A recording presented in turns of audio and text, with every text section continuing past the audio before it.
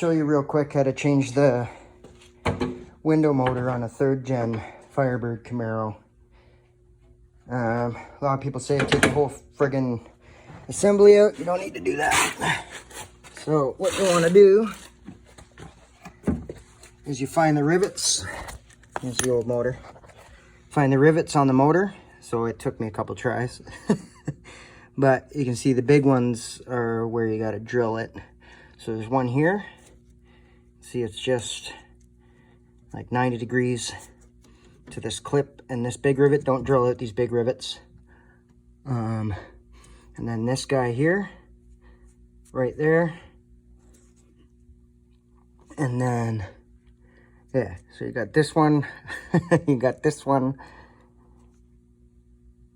and this one. So drill a big pilot hole, and then you can get in with a smaller drill and drill out the rivets, which I just found one, only about that big. And then you just get some small enough hardware, bolt it back in. I suggest getting it in place, using zip ties to hold in place, otherwise the motor's just gonna keep falling out.